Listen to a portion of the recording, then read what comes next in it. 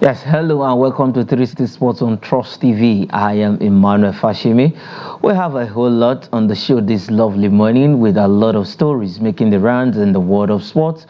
And we will be starting from Nigeria, from the home front, what is happening in our world of sports. But this time around, we will go differently away from the usual that you normally hear. Now we'll talk about the organization, the association, the body that keep the country at peace. That is the Nigerian Army, who also engage in sporting activities. And if you look over the years, the military, the paramilitary has contributed to the development of sports in Nigeria. If you remember the likes of Julius Agawa, he was a police officer. A whole lot of them are officers in the Nigerian Army, Nigerian Navy. Of recent, you remember Ekpeyong, who is a judoka, who is also a police officer, a commissioner of police, that matter, doing so well in the world of judo for Nigeria and in the world at large. So we're going to start from this special one event where it was the National Shooting Championship, and the Nigerian Army had to show every other military organization and the paramilitary that yes, they know how to handle the gun very well, where in the National Shooting Championship, they came tops of that event, winning 10 gold medals, winning 10 medals in total, 7 golds, 1 silver, and 2 bronze at the end of day 5 of the National Shooting Championship. The event went down at the National Stadium, that is Moshood Abiola National Stadium here in Abuja at the Indoor Sports Hall. They came first with 7 gold medals, 1 silver, and 2 bronze. Then to follow, the second on the medal table was a Department of State Service, that is DSS, who finished second with 4 gold, 7 silver, and 2 bronze. And the Nigerian Navy placed third, 1 silver, 2 bronze, while the body that is saddled with this responsibility of checkmating, checking and balancing the economic affairs of our politicians, of our political leaders, that is EFCC, that is Economic and Financial Crimes Commission, EFCC, came forth with 1 silver and 1 bronze at the end of the 5-day shooting event that happened at the National Stadium here in Abuja. It was quite an interesting one for the Nigerian Army. They have shown their resilience. They have shown how competent they are when handling that object, the metal object, gun. And this time around, it's not maybe you don't think they were using a live cartridge or a live bullet, but it was just sporting activities, and the bullet used was a different one entirely. So it was a good one for the Nigerian Army coming tops. Like I said, the paramilitary, the military have actually contributed to the development of sports in Nigeria, most especially at least bringing our sports to an enviable height. And kudos to what these military bodies are doing by encouraging their officers, their colleagues in sports. And when you do well, I know a lot of persons who joined the military through sports from secondary school. They got the scholarship, they joined the military through sports, and it's a welcome one. Like I mentioned the name Julius Agawa. If you remember Nigerian Ghana 2000, Julius Agawa was a member of the Super Eagles squad. Remember that famous match against the Teranga Lions of Senegal, where he came on to get us 2 goals against the Teranga Lions of Senegal in Nigerian Ghana 2000. And a whole lot of officers who are doing well in Nigerian sports. I don't know if Abba Michael is ready to join me on the show. All right, Abba Michael, welcome to 360 Sports on Trust TV. It was a good one for the Nigerian Army, winning at the end of the 5 days event, that is National Shooting Championship. Nigerian Army came first, followed by DSS, and then EFCC was fourth on the medals table.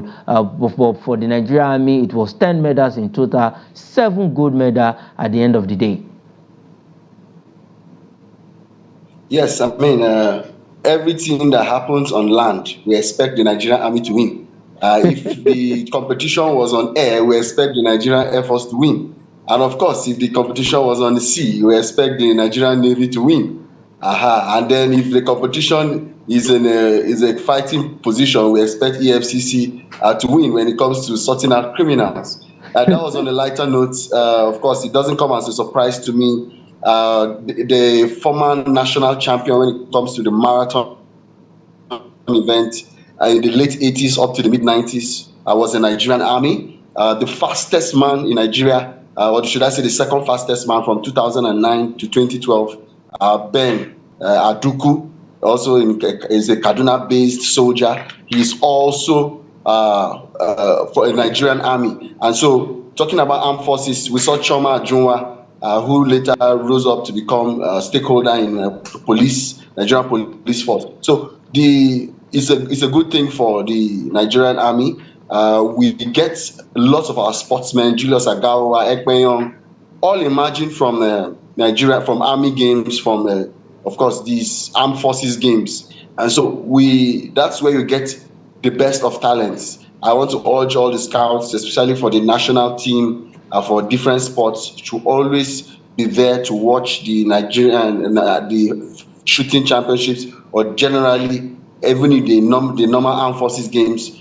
I urge them to go there. They will spot a lot of talent in football, in basketball, in especially athletics. Especially, there are so many that they can spot there. So it's a good one for the Nigerian Army. They have proven that our territorial integrity is protected. Yes, our territorial integrity is protected. That is what the Nigerian Army showed at the end of the National Shooting Championship here at the Moshood Abiola National Stadium in Abuja. All right, moving away from that story, let's go straight to the National Assembly, where the House Committee chairman, that is Honorable Adams Ekene, has through support getting an indigenous coach for the Super Eagles, and probably as we speak, as we speak right now, the next Super Eagles coach will be known between today, before the end of today, and probably tomorrow morning. We should be getting the feelers and maybe a name that will be coaching the Super Eagles. But as we speak right now, the chairman House Committee on Sports is actually supporting getting an indigenous coach for the Super Eagles.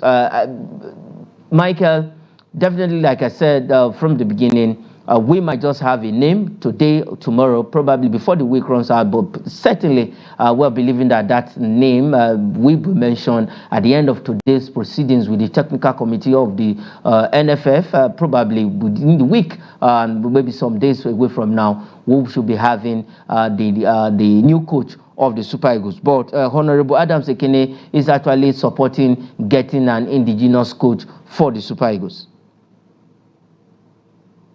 Yes, I mean, while the civil servants are waiting for the minimum wage to be announced, so also football fans are waiting for the next Super Eagles coach to be announced. And if me and you say we are suggesting or nominating Emmanuel Amunike or Finidi George, it may not carry so much weight. But when a heavyweight, when a stakeholder in the realm of Honorable Adams throws his weight behind the outcry of Nigerians craving for an indigenous coach, I think that will be able to move the NFF to make that drastic decision, perhaps against their will. But it's looking clear if the House Committee Chairman on Sports can throw his weight behind the overwhelming suggestions and desire of the hundreds of millions of Nigerians. It means possibly we are definitely going to get a name that will favor an indigenous coach. We have some of them who have worked on themselves. We saw Ivory Coast, an indigenous coach, took them to the title when they were on the brinks of getting out of the AFCON. I mean, we saw Nigeria and coach take Nigeria to the very last victory in 2013. So, Wes, why can't we have an indigenous coach? Okay, why can't we have an indigenous coach? I think the NFF Technical Committee is saddled with that responsibility, and they are doing all they can to name a coach. Like I said, between now and next week, we should be having a coach for the Super Eagles, and probably some unconfirmed report to coming out from the glass house.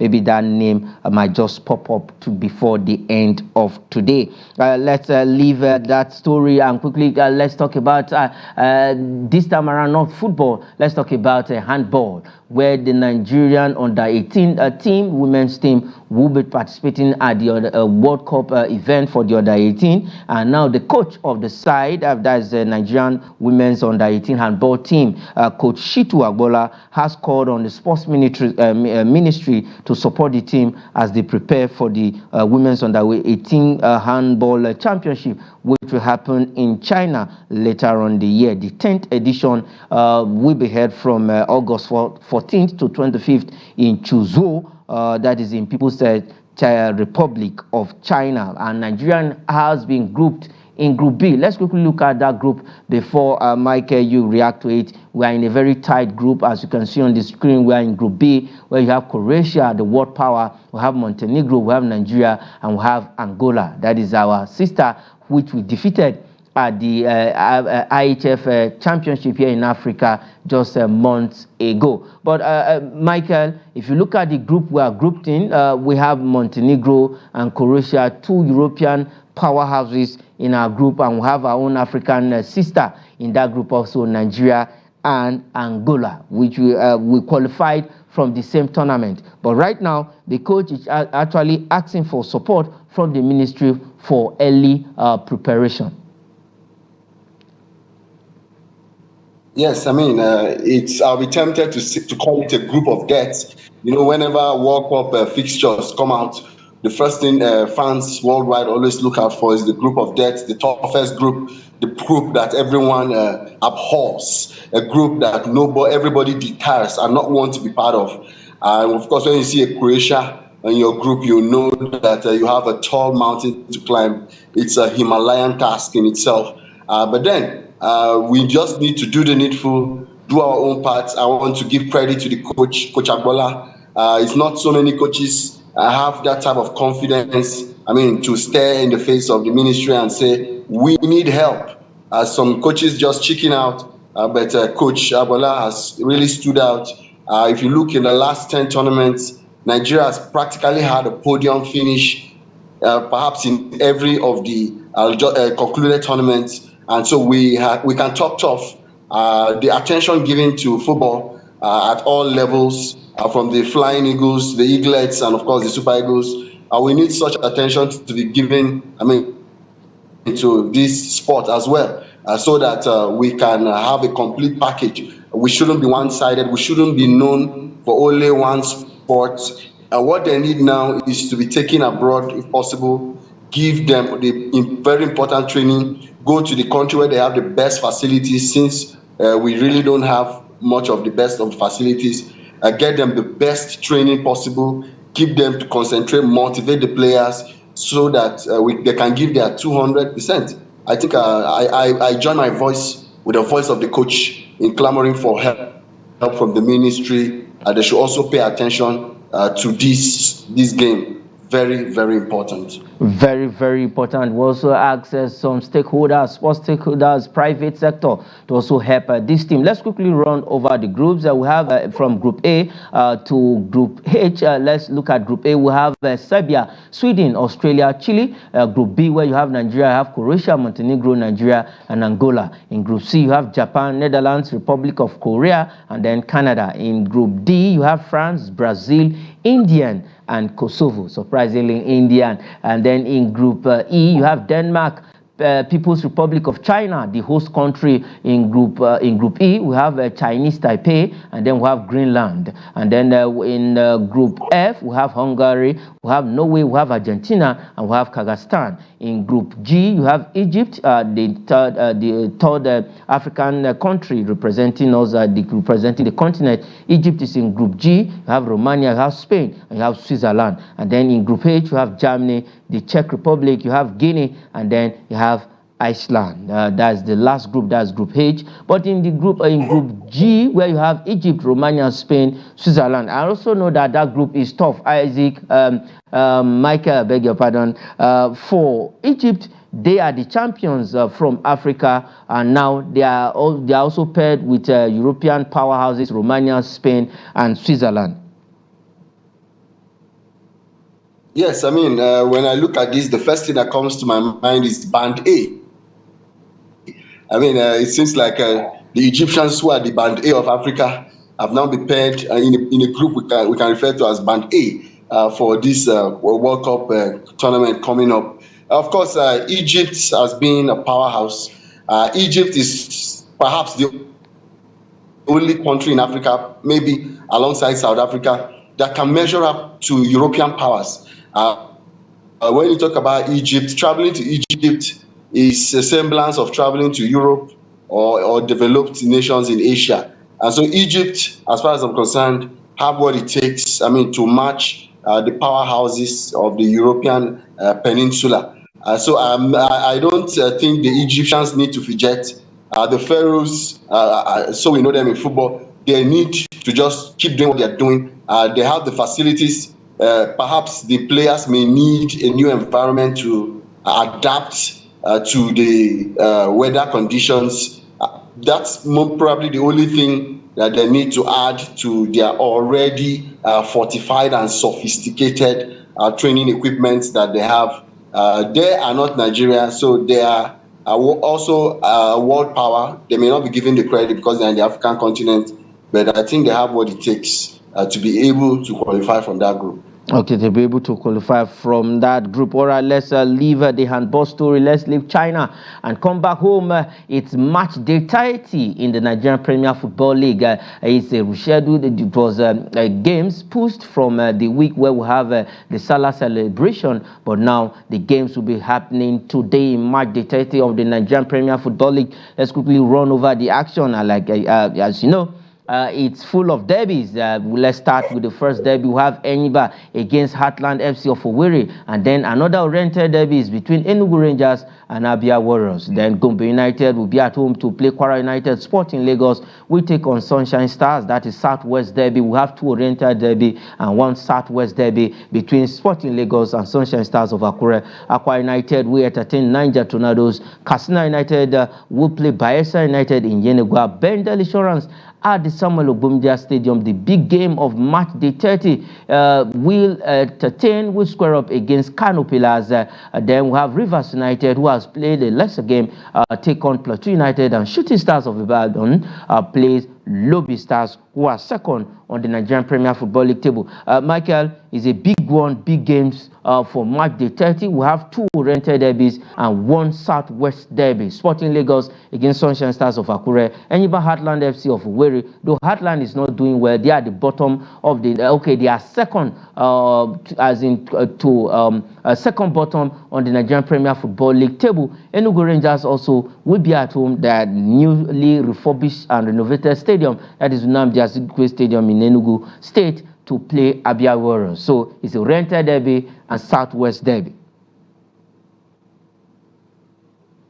Yes, I mean, so many reasons to be at the various centers this weekend. So many reasons to go watch some Premier League football. In as much as we're fans of the EPL, the La Liga, of the Bundesliga, we have so many reasons why we should be at our various stadiums this weekend. I remember, I think on the 10th of January, Rivers United visited Plateau United, and it was 2-2 until I think the 92nd minute, where Plateau United were able to steal the win. The referees gave Rivers United 2 penalties in that match, and I saw the uproar that caused in the New Jos Stadium. And here it is now, where my Plateau United will be going on this visitation. We hope to also go there and get some good goals, and of course upset the Rivers United team, even albeit as a visitor.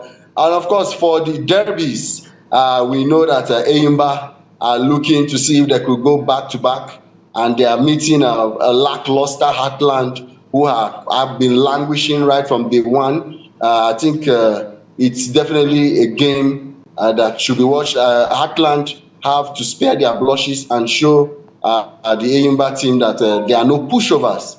And for Enugu Rangers, they're looking at the most comfortable team in the league right now. But we're waiting to see what they will do to Abia Warriors. Abia Warriors is a team that can spring surprises at any point in time. I mean, they can go and pick points away. So Enugu Rangers should be wary of these Warriors from Abia, because they can just come and upset them. Upset the Abia Warriors was the first team to beat Enugu Rangers this season, and now for Enugu Rangers, they lost after 10 games. They lost their last match, day 29, to Katsina United. Well, let's see how they will respond after that defeat in match day 29 of the Nigerian Premier Football League. It was a 7-goal thriller between the Enugu Rangers and Katsina United. 4-3 that game ended, but this time around they will be playing at home, and then they will be playing against the team that first of all inflicted defeat to them this season. Let's see how they will respond to those to this game against Abia Warriors. That is okay. Let's leave the Nigerian Premier Football League and go straight to the EPL. Yesterday, it was a good one at Stamford Bridge. I know all Chelsea fans out there are smiling. They are happy, and they are telling Manchester United, "We are coming." Let's see where they will end on the EPL table. But it was a good one for one player. Fantastic player right now. Cole Palmer is the talk of the town, is the talk of London, because Chelsea is in London. And in Stamford Bridge, it was a 6-goal thriller. Cole Palmer getting 4 goals in that particular game. And he has joined the likes of Lampard and Hasselbank, a player getting 4 goals in a single season. That is hat-trick back-to-back after the hat-trick against Manchester United, and also he got the hat-trick against Everton yesterday night. And right now, after Diego Costa left Chelsea, no other player has scored 20 goals in a season for Chelsea, but Cole Palmer is already there, equaling that record. All right, before you react to this, let's look at the EPL table. Let's see where the win puts Chelsea on the EPL table after yesterday's game. Manchester City now stay at the top after the Arsenal and Liverpool drop points over the weekend. They have 73 points, Arsenal 71, Liverpool 71, both of them having the same number of points but goal difference. Aston Villa is 4th with 63 points, Tottenham Hotspur 5th, 60 points, Newcastle United is 6th with 50 points, Manchester United also have 50 points but -1 goal difference. They are 7th. West Ham is 8th with 48 points. We have Chelsea, who has now moved to the 9th position with 47 points, and they have just played 31 games. Brighton is 10th with 44 points. Let's go to the flip side of the table quickly. Let's look at the next, the other side of the Premier League table and see what that defeat means to Everton, though they still stay 16th on the EPL table with 27 points. Nottingham Forest is 17, Luton Town 18, Burnley is 19, and Sheffield United is on the 20th position with 16 points and -54 goal difference. They have conceded goal more than any other team in the English Premier League. Michael, quickly, for Cole Palmer, fantastic player. Now, he's the poster boy for Chelsea. 4 goals last night. In 2 games, this guy has 7 goals.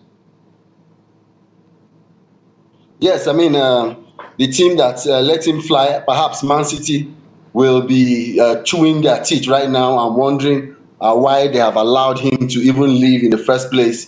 I think Hasselbank did that in 1999. I remember also Frank Lampard, the leading goal scorer, all-time leading scorer for Chelsea, also completed that feat. And then I think I remember the season Chelsea won the EPL in 2010. We saw Frank Lampard also going hat-trick to hat-trick. Didier Drogba also had, I think, hat-tricks in consecutive games at home, something like that. So it's a stage, it's a group where only a few players, perhaps a handful of players, have been able to achieve in their careers. I think Cole Palmer is one guy that has given Chelsea perhaps an indirect turnaround this season. Chelsea, when they take a look in hindsight, they would see that the season may not have been that bad after all, despite the extravagant spending on the transfer market. Cole Palmer is one reason they would actually heave a sigh of relief. He's looking like the best striker in the Premier League right now. I remember Maduka and Jackson were fighting to take that last penalty. They felt that since Cole Palmer has scored some goals, they too should be on the score sheet. But then we see this type of things erupt in football. Sometimes in 2017, we saw Neymar I think he was fighting to go and take a penalty. These things happen once in a while. I think fans should just absorb it. It's the heat of the game. Every player wants to have goals attached to their names so as to increase their stocks and weekly wage. And so, but right now, Cole Palmer looks like the most feared and dangerous striker in the Premier League. And Chelsea, I think, unfortunately, they are still on the ninth position. And perhaps I wish they would just maintain the streak of wins for the next 5, 6 games before the end of the season. Maybe they'll get a chance to be in the Europa League, but definitely not the Champions League. Definitely not the Champions League. They might just get the Europa League, or better still at the Conference League. But let's see how it goes. They've played 31 games, so they have a game in hand. Remain with the other games that are remaining for the season. All right, let's quickly take just these two transfer stories before we go on the show. Manchester City cannot stop. Manchester United, I beg your pardon, the right side of Manchester, they are looking to beef up their squad. Now they have entered into Sporting Lisbon striker Victor Gyökeres race, looking how to snap up this guy. The likes of Liverpool and co are also sniffing around him, but Manchester United also has entered into the race. They are looking to beef up their attacking position, where they need a second person to Rasmus Højlund in Manchester United. Let's go take this last one on the show. Like, I will not allow you to react to it. Bayern Munich, as former manager Julian Nagelsmann returned after they sacked him. He's with the national team right now, but they are saying, yes, if Tuchel leave at the end of the season, we want you back. But then let's see if Julian will actually go back to the Bavarians, as they are called. All right, that is where we'll leave it on the show, 360 Sports this morning. Mike, thanks for joining me on the show all the way from Plateau State. I know that place is cold as it is this morning, but it was a good one having you on the show, 360 Sports from Trust TV. I am Emmanuel Fashemi. Say thanks for watching.